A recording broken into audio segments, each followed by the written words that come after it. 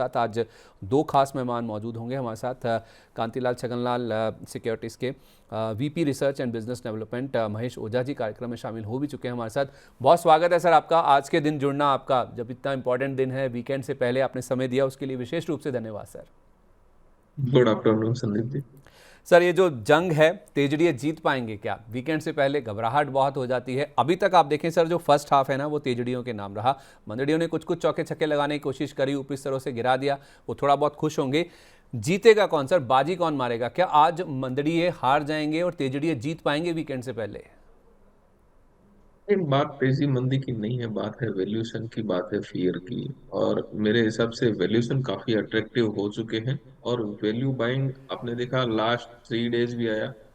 कल एक ऐसा इवेंट था जहाँ पे इंस्टीट्यूशन जो डेस्क रहता है, हम्म। सेटलमेंट हॉलीडे के कारण, तो वहाँ पे वो डेस्क काम नहीं करता है, तो वो कहीं ना कहीं पे एक थोड़ा सा थोड़ा एक्स्ट्रा चांस मिल गया था बियर्स, तो वहाँ पे थोड़ी एक सेलिंग प्रेशर और जनरेट हो गया। तो आज इंस्टीट्यूशन डेस्क जो है एक्टिव है, तो मेरे हिसाब से आज के दिन थोड़ी हरियाली अपने को देखने को कंटिन्यू मिल सकती है। ओके, ठीक है, तो आप कह रहे हैं कि शायद हरियाली वाला दिन रहेगा और आज शायद मजबूती के साथ बाजार की क्लोजिंग होती हुई नज़र आ सकती है। जल्दी से गेनर लूजर दिखाइए, फिर बढ़ते हैं दर्शकों के सवालों की तरफ। वहाँ पर किस तरह का एक्शन दिख रहा है, कौन से सवाल आ रहे हैं? आज मजबूती में आप देखेंगे कुछ आईटी स्टॉक्स हैं और उसके साथ साथ स्टील वाला प्ले है जो कि काफ़ी एक्टिव है। JSW steel, Tata steel, in fact metal counter metals index में ही कोल इंडिया का नाम भी शामिल होता है, जो कि 3% से ज़्यादा की मजबूती दिखा रहा है। इनफैक्ट इनकी सब्सिडरी का आईपीओ भी खुला है, उसका भी इम्पैक्ट पॉजिटिव साइड पर दिख रहा है। टेक महिंद्रा 3.25% ऊपर है। आईटी के निफ्टी के टॉप गेनर्स में आईटी का भी एक नाम है जो आपको नजर आएगा, और आईटीसी भी 3% के आसपास की दिखा रहा है आज आपको मजबूती। नीचे कौन खींच रहा है? अगर आप निफ्टी के लूजर्स की बात करेंगे ना, तो उसमें आपको एचडीएफसी बैंक नजर आएगा। जैसे मैंने आपको कहा, दूसरे दिन लगातार प्रेशर है। क्वालिटी वॉल्स में 1.5% का फॉल है। हिंडाल्को 1.5% नीचे है। एचडीएफसी लाइफ और बजाज फाइनेंस, इनमें भी लाल निशान के साथ ही आपको कारोबार होता हुआ नजर आएगा। ब्रॉडर मार्केट्स की तरफ चलें तो मिड कैप इंडेक्स में अभी जब हम बात कर रहे हैं तो 1% के आसपास की मजबूती आपको नजर आएगी। टाटा एलेक्साई ये सबसे ज़्यादा कंट्रीब्यूट कर रहा है 5%, 4.5%। वोडाफोन भी ऊपर है आज। बीएचईएल में 4.25% का अप मूव है। जीएमआर इंफ्रा और मेटल पैक से एनएमडीसी यहाँ पर 4% के आसपास की मजबूती के साथ आपको कारोबार करता हुआ दिखेगा। लेकिन मिड कैप इंडेक्स में जो स्टॉक्स आपको नीचे गिरावट की तरफ या नीचे खींचते हुए नजर आएंगे, नाल्को उसका रीजन है जिस वजह से 4% गिरा। मैं आगे इसकी बात करता हूँ। बीएससी में भी 3% का आपको जो गिरावट है वो देखने को मिल रहा है। कुछ एक्सपर्ट बता ही रहे थे कि 3000 के आसपास ये थक सकता है, कुछ वैसा ही रुझान इसमें दिख भी रहा है। और इसका जो पार्टनर है एमसीएक्स, वो भी आप देखेंगे आज आपको कमजोरी के साथ ही कारोबार करता हुआ दिखेगा। फिनिक्स मिल्स 2% नीचे, एसबीआई कार्ड और आईटीसी होटल्स भी इसी लिस्ट में शामिल है। अब आइए आप स्मॉल कैप गेनर्स की तरफ। जीएमडीसी आज का स्टार परफॉर्मर 7.5% ऊपर है। ओलेक्ट्रा, ग्रीन टेक और जेबीएम ऑटो, ये तो 2 दिन से ही हम देख रहे हैं कि बहुत मजबूत है। जीपीआईएल 5.5%, चेन्नई पेट्रो भी 5.5% और त्रिवेणी इंजीनियरिंग 3% से ज़्यादा की मजबूती के साथ कारोबार कर रहा है। लेकिन स्मॉल कैप लूजर्स की बात करें, जो स्टॉक्स स्मॉल कैप इंडेक्स को नीचे खींचने का काम कर रहे हैं या फिर नेगेटिव साइड पर ट्रेड करें, एमसीएक्स जैसे मैं आपको बता भी रहा था, ये बीएससी से भी ज़्यादा गिरा हुआ, 4.25% नीचे है। एमजीएल में 3.25% का फॉल है। मेट्रोपोलिस हेल्थ केयर कुछ एडजस्टमेंट आई थिंक बोनस का 2.25% ये नीचे है। होम फर्स्ट फाइनेंस 2.25% और 1.5% आपको रेडिंगटन भी नीचे कारोबार करता हुआ नजर आएगा। एक बार सर आप रेडिंगटन से ही शुरुआत कर लेते हैं। सर इसका चार्ट देखिए एक बार। इनकी भी गल्फ में सर एक सब्सिडरी है जहाँ पे कामकाज को लेकर काफ़ी दिक्कतें हैं। वर्किंग कैपिटल की ज़रूरतें बढ़ गई थी इनकी, क्योंकि शिपिंग के जो टाइमिंग्स हैं वो बढ़ गए और इनकी जो फ्रेट कॉस्ट है उसमें भी इजाफा हुआ। कुछ क्लाइंट्स की तरफ से भी प्रेशर था। स्टॉक सर अगर आप थोड़ा लंबा चार्ट दिखाइए, इस हफ्ते में मूव आया था लेकिन सर हाई लेवल पे सस्टेन नहीं हो पाया। तो एक रेंज है सर, अगर हम इस रेंज की बात करें जो कि 220 240 से लेकर 300 320, इस ब्रॉडर रेंज में स्टॉक ट्रेड करता है। क्या लोअर एंड पे आ गया है सर, नीचे में एक्यूमुलेट किया जा सकता है? देखिए, ये स्टॉक्स का आईपीओ आया था सर मेरे हिसाब से करीब करीब 2007 या 8 के अंदर। मैं तब से स्टॉक ट्रैक कर रहा हूँ, काफी बढ़िया स्टॉक्स है और सस्टेनेबल भी रहता है। और अभी के चार्ट के हिसाब से देखेंगे तो ये लेवल एक्सपेक्टेड है 190 से 220 का जोन। ये एक बार ये लेवल टेस्ट करता है ईयर एंड जोन में, फिर वापस एक कोई भी रीजन हो एक चार्ट के हिसाब से वो एक लोअर टाइम में आता है। तो मेरे हिसाब से ये एकुमुलेशन जोन स्टार्ट हो रहा है और वैल्यूएशन वाइज भी क्वाइट अट्रैक्टिव है। और इनके टाइप भी काफी अच्छे टाइप है। तो मेरे हिसाब से अब ये लेवल ऐसा है कि जहाँ पे स्टॉक्स को एक्यूमुलेट किया जा सकता है। सर ये स्टॉक्स आपको रिटर्न भी स्लो एंड स्टडी बना के देगा। आपको इमीडिएट रिटर्न शायद एक्सपेक्टेड ना करें, अगर किसको भी थोड़ा सा एटलीस्ट 6 से 9 महीने का व्यू रहे तो यहाँ से एकुमुलेट किया जा सकता है। हम्म। 170 का स्टॉप लॉस रखिए, अपर साइड में आपको 260 फर्स्ट रेंज मिलेगी, और 260 के ऊपर जाएगा तो 280 300 तक की रेंज भी अपने को देखने को मिल सकती है। अब यहाँ पे अट्रैक्टिव जोन है और एकुमुलेशन किया जा सकता है। चलिए एक दो स्टॉक और सर मैं आपसे पूछूं जो कि ज़्यादा बाजार में आज कंट्रीब्यूट कर रहे हैं, उसके बाद फिर दर्शकों के सवालों की ओर बढ़ता हूं। एक तो मुझे सर रिलायंस देख के बताइए, 3% ये ऊपर है, और दूसरी तरफ जैसे मैंने आपको कहा भी कमेंट्री में कि एचडीएफसी बैंक नीचे खींच रहा है बाजार को, 2-2.5% के आसपास की कमजोरी आज इसमें दिख रही है। दोनों स्टॉक्स पर आपकी राय दीजिए सर। देखिए, रिलायंस का चार्ट वैसे भी अच्छा बना हुआ है। अब यहाँ पे ये लेवल से वापस जब 1440 के ऊपर वापस से निकलता है तो एक्स्ट्रा ऑर्डिनरी थोड़ा सा सपोर्ट मिल जाएगा, 1460 से 1425 ये रेंज बनेगी। अगर वापस से कोई भी रिजेक्शन आता है और 1415 के बिलो ये वापस क्लोजिंग देता है तो फिर वापस एक कंसोलिडेशन जोन में आ जाएगा। तो रिलायंस का चार्ट अभी तक बढ़िया है। हम्म। अभी तक का जो इवेंट ऑयल का जनरेट हो रहा है वो कहीं ना कहीं पे रिलायंस के लिए पॉजिटिव है, अनटिल अनलेस कि जब तक वाइनफॉल टैक्स ना आ जाए तब तक। तो हम्म। मेरे हिसाब से अभी तक चीजें रिलायंस के फेवर में है, पॉजिटिव है। तो ये थोड़ा मोमेंटम और कंटिन्यू अपने को देखा जा सकता है। ठीक है, ओके। और एचडीएफसी बैंक सर?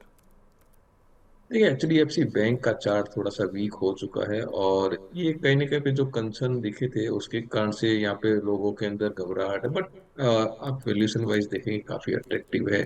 आरबीआई ने भी अपना स्टैंड रख दिया, तो मेरे हिसाब से क्वाइट अट्रैक्टिव वैल्यूएशन है। थोड़े बाइंग के मौके बन रहे हैं। अगर आपका लंबी अवधि का नजरिया है तो यहाँ से इन्वेस्टमेंट आराम से किया जा सकता है।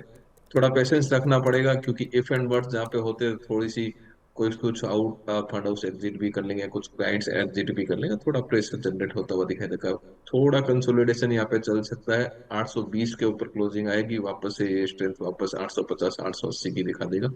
ये लेवल जो है अच्छा लेवल है, और यहाँ पे एक्यूमुलेट किया जैसे जाना चाहिए, ना कि वन शॉट में बाइंग करना चाहिए, क्योंकि जहां जहाँ पे ऐसे इश्यूज आते हैं तो थोड़ा स्टॉक्स टाइम लेता है ओवरकम करने के लिए। तो मेरे हिसाब से वैल्यू रिजनेबल है, यहाँ से बाइंग किया जा सकता है, लेकिन स्लो एंड स्टडी बाइंग थोड़ा टाइम के लिए स्टॉक कुछ रेंज में होल्ड कर सकता है। मतलब या तो धीरे धीरे खरीदें या फिर 820 पार होने दें। डेफिनेटली ऐसे धीरे धीरे खरीद सकते हैं, वेट करने का कोई मतलब नहीं है। वैल्यूएशन क्वाइट अट्रैक्टिव है, और ये वैल्यूएशन इसी कारण से, असमंजस के कारण ही अपने को मिल रही है। अनटिल आपको इतनी वैल्यूएशन सस्ती नहीं मिलती थी ये। अब थोड़े इफ एंड बट है तो थोड़ा कॉन्फिडेंस वीक हो जाता है इन्वेस्टर का। बट मुझे नहीं लगता कि कहीं ना कहीं पे ये सारी चीजें कुछ एक्स्ट्रा ऑर्डिनरी है, काफी क्लेरिफिकेशन भी आ चुके हैं, और वो उनका पर्सनल रीजन हो सकता है जो एग्जिट किया है।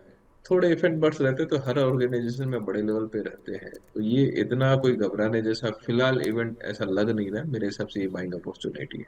ठीक है, बाइंग अपॉर्चुनिटी है ये एचडीएफसी बैंक के शेयर में, लेकिन धीरे धीरे आप थोड़ा सा पेशेंस के साथ अगर समय देके इसको खरीदें तो आपके लिए ज़्यादा बेटर रहेगा। ओके सर, एक स्टॉक और है बजाज फाइनेंस। बजाज फाइनेंस का ना आप एक महीने का चार्ट लगा लीजिए सर। ये स्टॉक जब जब से ये मार्च का महीना शुरू हुआ है, आप मान लीजिए, या उससे पहले से ही गिरता जा रहा है।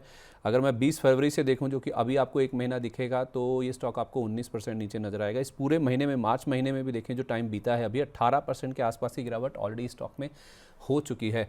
सर कहते हैं कि जब कोई बड़ा लार्ज कैप स्टॉक गिरता है और 20% गिर जाए ना, तो बहुत बढ़िया मौका होता है एक्यूमुलेट करने का। क्या ये बजाज फाइनेंस पे भी अप्लाई होता है? देखिए, बजाज फाइनेंस देख लीजिए, बजाज फिनसर्व देख लीजिए, अपकरण से 20-20% ऑलमोस्ट करेक्ट हो चुके हैं।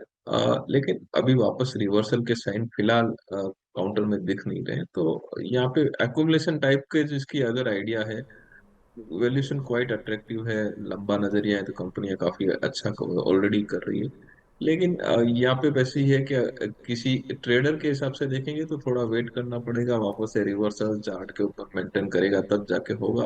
भी इन्वेस्टर के हिसाब से देखेंगे, एक्यूमुलेशन जोन है, ठीक ठाक लेवल है, कर सकते हैं। यहाँ से 5-7% और गिर सकता है, हाँ गिर सकता है, कोई बोल नहीं सकता, अनसर्टनटी सब जगह पे है। तो मेरे हिसाब से वो अनसर्टेनिटी को ध्यान में रख के अगर आपको नजरिया थोड़ा सा 6 से 9 महीना है, डेफिनेटली बाइंग लेवल है, अट्रैक्टिव है। बट यहाँ पे मार्केट की अनसर्टेनिटी को ध्यान में रखते हुए कोई भी ट्रेड लेना चाहिए, ओवर ट्रेड नहीं करना चाहिए। मेरे हिसाब से थोड़ा थोड़ा एकुमुलेशन टाइप से लेना चाहिए, क्योंकि वैल्यूएशन अट्रैक्टिव है, बट अनसर्टेनिटी किस दिन क्या हो जाए उसके कारण से थोड़ा स्लो एंड स्टेगर्ड वे आपको चलना चाहिए। ठीक है, जितना कॉशियसली लें, क्योंकि बाज़ार की उठापटक, बाज़ार के उतार चढ़ाव जो है वो आप कोई भी इसको पहले से ही सेंस नहीं कर सकता है, तो इसलिए जितना कॉशियसली धीरे धीरे खरीदें उतना ज़्यादा आपके लिए बढ़िया रहेगा। अट्रैक्टिव है, लेकिन कोई भी चीज़ को वन शॉट पे एक ही बार में पूरा मत खरीदिए, ये फिलहाल आपके लिए राय आ रही है। HDFC बैंक में भी यही राय थी और बजाज फाइनेंस में भी देखिए यही व्यू निकल के सामने आ रहा है। चलिए ओके, अब हम बढ़ते हैं दर्शकों के सवालों की तरफ। पहला सवाल जो हमें मिला है ना वो है जतिन दवे जी का। जतिन दवे जी कह रहे हैं कि SJVN, CG power, Apollo, central bank, Bajaj housing finance, MRPL, मार्को लाइंस, please suggest me target and stop loss for 3 months. Jatin ji, इतने सारे स्टॉक्स एक साथ तो बोलना बहुत मुश्किल है। मैं सर आपके ऊपर छोड़ता हूँ, इनमें से 1 2 3 4 5 6 7 शेयर इन्होंने पूछे हैं, 2 या 3 में से अगर आप इनमें से आप बता पाएँ। मैं फिर से लिस्ट आपको बताता हूँ sir. SJVN, CG power, Apollo hospitals होगा I think, central bank, Bajaj housing finance, MRPL और मार्को लाइंस। लेकिन स्टॉक्स काफी बढ़िया है। टारगेट फिलहाल बताना इतना इजी नहीं है, क्योंकि टेक्निकल सेटअप एक दिन बनता है, दूसरे दिन बिगड़ता है। तो टारगेट के हिसाब से नहीं है, लेकिन अगर आपको स्टॉक्स में चाहिए, SJVN, यस, ये लेवल से थोड़ा बाइंग अपॉर्चुनिटी बन रहा है। लोअर लेवल का स्टॉप लॉस 64 का आपका रहेगा। अपर साइड में जब ये चलेगा तो 76 तक फर्स्ट रेंज बनेगी। 76 के ऊपर जाएगा तो 82 88 ये रेंज इसका आगे बन सकता है। बट ये अभी आपको 3 महीने के हिसाब से अगर आप ट्रेडिंग करते हैं तो थोड़ा सा रिस्की जोन है। फिर आप एकदम ट्रेडर है, फिर आप टेक्निकल सेटअप ही देखिए, जहाँ पे टेक्निकल सेटअप बनता है। सीजी पावर क्वाइट अट्रैक्टिव लगता है, ये लेवल से भी सीजी पावर के अंदर भी मोमेंटम बन सकता है। तो मेरे हिसाब से सीजी पावर को अगर लोअर लेवल 660 से 680 के बीच में, ये रेंज एक बाइंग रेंज इमर्ज होती है, वो रेंज में मिलता है तो एक्यूमुलेट कर सकते हैं। वापस से अपसाइड मिलेगा तो 720 फर्स्ट लेवल, 720 के ऊपर मेंटेन करे तो 740 तक की रेंज भी सीजी पावर में अपने को देखने को मिल सकती है। तो ये अभी का टाइम जो है ट्रेडिंग का टाइम नहीं है। थोड़ा सा आपको समझना पड़ेगा, ट्रेडिंग का हर टाइम ट्रेडिंग का टाइम नहीं रहता है। अभी जो मार्केट की सिचुएशन है, तो आपकी ट्रेडिंग स्ट्रेटेजी जो है एक दिन में उल्टी पड़ सकती है। तो ट्रेडिंग के हिसाब से ना करके अभी का फिलहाल टाइम ऐसा है जहाँ पे स्लो एंड स्टेगर्ड वे अच्छी चीज अच्छे भाव में मिल रही है, थोड़ा थोड़ा करके ले सकते हैं, जिससे आपका रिस्क भी मैनेज होगा। और कम से कम ओवर पोजीशन नहीं होगी। तो आपको वो, अगर कोई एक्स्ट्रा ऑर्डिनरी इवेंट बनता है, और एक्स्ट्रा ऑर्डिनरी जैसे कल इवेंट बना था वैसे इवेंट बनते हैं, तो वो आपकी पोजीशन इंटैक्ट रहेगी और आप लॉस से बच सकते हैं। तो मेरे हिसाब से पहला प्रिंसिपल ही ये होना चाहिए कि आप अपनी कैपिटल बचाओ। ट्रेडिंग हर मार्केट हर दिन चलेगा, ट्रेडिंग हर दिन चलने वाली है, तो मौके देख के ही चौका मारो, ज्यादा बेटर है। मौका देख के मार्को लाइंस चौका भी मारिए। ठीक, मार्को प्लीज। लाइंस MRPL भी क्वाइट ठीक है। MRPL में भी अगर लोअर लेवल में बाइंग अपॉर्चुनिटी मिलती है तो वहां पे भी ध्यान में रख सकते हैं। तो स्टॉक्स क्वाइट ठीक है, लेकिन आप अपनी ट्रेडिंग स्ट्रेटेजी को छोड़ के थोड़ा सा इसको स्ट्रेगर्ड वे में एक्यूमुलेशन की स्ट्रेटेजी अभी के टाइम में करिए। मेरे हिसाब से ज्यादा बेटर रिटर्न मिलेंगे। स्टैगर्ड वे में अपनी रणनीति बनाइए, मौका देख के चौका मारिए, थोड़ा सा ध्यान रखिए, थोड़ा सा अपने ना आँख नाक कान सबको खोल के रखिए और बहुत ध्यान से, बहुत कॉशियसली आप बाज़ार में उतरिए। ये फ़िलहाल राय आ रही है। किसी भी स्टॉक पे बातचीत देखिए, राय उसी तरह की आ रही है कि फ़िलहाल आपको बहुत ज़्यादा एग्रेसिव नहीं होना है। चलिए एक और राय लेते हैं। हमारे साथ अब SR वेल्थ के फाउंडर पार्टनर लोकेश सेठिया जी भी कार्यक्रम में शामिल हो चुके हैं। बहुत स्वागत है सर आपका। Very good afternoon. अपना सर, नमस्कार। सर, आप हमेशा कहते हैं कि कच्चे तेल की कीमतों पर ध्यान दीजिए। अब कच्चा तेल अगर हम देखेंगे ना, ब्रेंट क्रूड के प्राइजेस की मैं बात कर रहा हूँ, जब हम बात कर रहे हैं अभी, तो कच्चे तेल का दाम $108 के आसपास है। अब इसे ना दोनों तरह से देखा जा सकता है। कल के मुकाबले जब हमने 119 का हाई देखा था तो 108 पर है, लेकिन आज सुबह जो कि 105 104 के आसपास है, तो वहाँ से $3 के आसपास, $4 के आसपास और जंप आ चुका है। तो किसको ज़्यादा तवज्जो देंगे सर, क्योंकि इसी के ऊपर बाजार की चाल निर्भर करती है। सर, तवज्जो दोनों में नहीं देंगे। आपको रखना है 90 के नीचे, 90 के ऊपर। ये मैंने पहले दिन भी, आपको याद हो तो स्टार्टिंग में बताया था। जब तक 90 के ऊपर है तब तक कभी भी इस तरह कल जो हमने देखा सेल ऑफ, वो कभी भी आ सकता है। और जब 90 के नीचे आपको ट्रेड होना वो दिख जाएगा तो आप समझ जाओगे कि ये वॉर जो है खत्म की तरफ जा रहा है या ऑलमोस्ट खत्म हो चुका है। तो आपको एक क्लैरिटी रखनी है, ये 5-10 पॉइंट 90 के ऊपर कभी भी ऊपर की तरफ और नीचे की तरफ आएगा। परसों 117 119 तक गया था, कल 105 4 आया, 3 भी आया था, फिर आज 108 है। तो ये ट्रेडिंग तो चलती रहेगी सर, बट जो रेंज 90 और 90 के नीचे एंड ऊपर का ही पूरा डिफरेंशिएट है जो आपको देख के रखना है as a long term investor, as a trader. तो फिर बाजार में क्या करें सर? ये जो 2 घंटे 2.5 घंटे बचे हैं बहुत क्रूशल हैं, इसमें क्या बाजार सस्टेन कर पाएगा? सर लगता हुआ है सस्टेन कर लेगा। आज के दिन पे पूरी तरह से लग रहा है सस्टेन करेगा, और ये नॉट ओनली आज का, मुझे लगता है नेक्स्ट मंडे से आपको अप मूव देखने को मिल सकता है, ये मानना है। बट जब तक 23,000 होल्ड है मार्केट के लिए तब तक ठीक है। 23,000, 28, 22,800, 22,900 बहुत अच्छा सपोर्ट जोन है। जब तक वो ब्रेकडाउन नहीं दे रहा तब तक मुझे लगता है बाजार अब धीरे धीरे बॉटम आउट हो सकता है। मगर यस, साथ में जरूर मांग के चलता हूँ, क्रूड ऑयल एक बहुत इंपॉर्टेंट फैक्टर प्ले करेगा। अगर क्रूड ऑयल वापिस इंच अप हुआ और वापिस कहीं पे बॉम्ब गिरने की बात आई बड़ी बड़ी जगह पे, तो वापिस एक बड़ा सेल ऑफ वापिस आ सकता है और 22,800 भी टूट सकता है। चांसेस क्या है? चांसेस थोड़ा अभी कम है। अब मुझे लगता है धीरे धीरे हम कूल ऑफ की तरफ निकलेंगे, तो क्योंकि कुछ प्राइस मूवमेंट सर ऐसा दिख रहा है जो ये एग्जांपल दे रहा है। लास्ट 3 सप्ताह से मैं देख रहा हूं सर, मार्केट जबरदस्त नीचे आ जाता है, जब भी ऊपर जाता है नीचे आ जाता है। बट जो स्टॉक प्राइस प्रीवियस हाई बनाया था टूटने के बाद, फिर जब मार्केट चलता है उस टाइम पे जो हाई बनाया था, वापिस जब मार्केट गिरता है इंडेक्स उस लेवल पे आ जाता है, बट स्टॉक उस लेवल पे नहीं आता, या अपने लेवल को सस्टेन करके रखता है, ज्यादा नहीं टूट रहा। तो ये समझा रहा है जब धीरे धीरे स्टॉक्स बॉटम आउट हो रहे हैं। धीरे धीरे बाजार बॉटम आउट होने की कोशिश कर रहा है। हो गया है ये नहीं कह रहे, लेकिन हाँ कोशिश ज़रूर है। तो 23,000 एज ऑफ नाउ अच्छा बेस दिख रहा है कि यहाँ से बाजार और नीचे नहीं जाएगा, प्रोवाइडेड कोई ख़राब खबर ना आ जाए, कोई और बम फूटने की या जैसे वो एनर्जी इंफ्रा के ऊपर अटैक शुरू हो गए हैं वो खबर ना आ जाए। वरना क्रूड अगर स्टेबल भी हो जाए, आज सुबह हमारे साथ तपन जी जुड़े थे, वो कह रहे थे कि अगर क्रूड स्टेबल भी हो जाए ना तो वो भी हमारे लिए बहुत बड़ा पॉजिटिव हो जाएगा। खैर देखना होगा, क्रूड के प्राइजेस पर ही नज़र है। क्रूड का 90 या उसके नीचे आना बहुत इंपॉर्टेंट है, लेकिन अभी तो हमारे लिए इतना इंपॉर्टेंट है कि 100-102 के आसपास कहीं ना कहीं टिक जाए, तो वो भी हमारे लिए बहुत इंपॉर्टेंट है, या बहुत बहुत बड़ी बात, बहुत बड़ा सहारा होगा हमारे लिए। इस तरह से आप चाहें तो पोजीशनिंग करके चल सकते हैं। अगले सवाल की ओर बढ़ रहा हूँ। ये हमें अमरेंद्र चौहान जी ने भेजा है। कह रहे हैं कि महेश सर, एमरेल्ड पे क्या करें? 25% लॉस में हूँ मैं, लॉन्ग टर्म के लिए लिया था, जरा गाइड कीजिए सर इनको। कौन सा स्टॉक? Emerald sir, EMERALD। देखिए, एमरेल्ड को फिलहाल तो आपकी इतना डाउन है तो होल्ड ही करके चल सकते हैं, लेकिन मेरा ये एडवाइस है कि फिलहाल एवरेजिंग वगैरह करने से थोड़ा सा दूर रहिएगा। कारण कि थोड़ा और टाइम मेरे हिसाब से लग सकता है कि ये टाइप के स्टॉक्स के अंदर थोड़ी सा कंसोलिडेशन में और टाइम निकाल सकता है। तो यहाँ पे फ्रेश एडिशन के लिए फिलहाल कोई व्यू नहीं बन रहा है, बट अगर आपका स्टॉक्स अपर साइड का है, होल्ड करिए। टेक्निकली सेटअप 56 के ऊपर क्लोजिंग आएगा तो फर्दर पॉजिटिव बन जाएगा। तब आप थोड़ा सा, अगर क्लोजिंग आता है वो लेवल के, तो वहाँ पे थोड़ा एवरेजिंग या फर्दर बाइंग मोमेंटम देख सकते हैं। तो मेरे हिसाब से वो लेवल इंटैक्ट रहता है। उसके बाद में 62-68 ये रेंज स्लो एंड स्टडी अपने को देखने को मिल सकती है, और आपके भाव आने के पूरे पूरे चांस है। लेकिन फिलहाल फ्रेश बाइंग की ये लेवल पे एडवाइस नहीं बन रही है।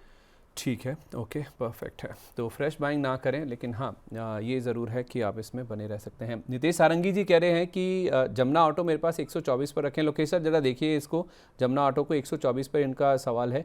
और एक देवांगरी शुगर भी है, ₹3.70 का लिया हुआ है। पूछ रहे हैं कि दोनों स्टॉक्स में होल्ड करें या फिर निकल जाएं।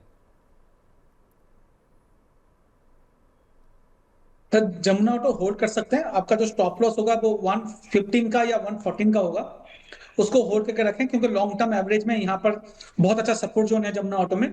मार्केट करेक्शन में पार्ट एकदम भी बहुत कम लिया है सर, 140 वाला 120 है, मतलब 12-14% टूटा है ऊपर के लेवल से, जहां मार्केट में 30-40% का भी वाइप आउट हो गया, और अपने लाइफ टाइम हाई से ये सिर्फ 15 रुपए दूर है, 15-20 रुपए दूर है। तो बहुत अच्छा लग रहा है मुझे स्टॉक। ये और ऑटो एंसिलरी तो ऐसे भी मुझे जो टू व्हीलर सेक्टर है वहां पर अच्छा लग रहा है, उस सेगमेंट में ये आता है। तो मेरे हिसाब से होल्ड करें, आपका भाव भी आएगा और भाव के काफी ऊपर जाना चाहिए मेरे हिसाब से। अभी के लिए शॉर्ट टर्म के लिए 140 का टारगेट लेके चले। दूसरा कौन सा ठीक, step sir? Davangere sugar sir, Davangere sugar. ये मैं ट्रैक नहीं करता, उस पर बता देंगे sir? DAVANAGARI, Davangere sugar. Okay, मिल गया sir. Davangere sugar sir, trade अगर करना है उसके इसके लिए 3 रुपए 70 पैसे का स्टॉप लॉस जरूर लगा ले, बट मैं होता तो मैं ट्रेड नहीं करता हूँ सर। ये सबसे लो स्टॉक प्राइस में फंसने के चांसेस ज्यादा होते हैं, मिलने के कम। आपको सर जेपी एसोसिएट का पता है लोग कितने पैसे खत्म कर दिए अपने अपने आप पैसा, वो आपको पता होगा। ठीक है, ओके। अच्छा, इनका सवाल ना SDBL यानी कि सोम डिस्टिलरीज को लेकर भी है। सोम डिस्टिलरीज में महेश सर आप देखिए, ये पूछ रहे हैं कि क्या फ्रेश एंट्री ली जा सकती है इन लेवल्स पर? देखिए, वैल्यूएशन रिजनेबल है और कंपनी कर भी ठीक रही है, लेकिन कुछ एक कंसर्न जो है कंप्लायंस को लेके, कुछ एक कंसर्न अपन ने पास्ट में देखे थे, इसके लिए मार्केट इसको अभी इतना वैल्यूएशन दे नहीं रहा है। लेकिन एक अटेम्प्ट लिया जा सकता है, यहाँ पे थोड़ी बाइंग अपॉर्चुनिटी देखी जा सकती है। आप स्टॉप लॉस के साथ में 10 रुपए का बिलो का एक स्टॉप लॉस क्लोजिंग बेसिस पे 65 का लगा दीजिए, उसके साथ में ट्रेड करिए। बगैर स्टॉप लॉस ट्रेड मत करिए। मेरे हिसाब से स्टॉक्स का अगर मोमेंटम कंटिन्यू तो 88 और 100 प्लस ये लेवल इसके अंदर अपने को देखने को मिल सकते हैं। 88-100 तक का मूव स्टॉक में देखने को मिल सकता है। लोकेश सर, एक बार ना आप ट्रांसलेट लाइटिंग को देखिए, 6 महीने का अगर किसी का व्यू है तो क्या इसमें निवेश करना शुरू कर सकते हैं? विनोद जैन जी पूछ रहे हैं।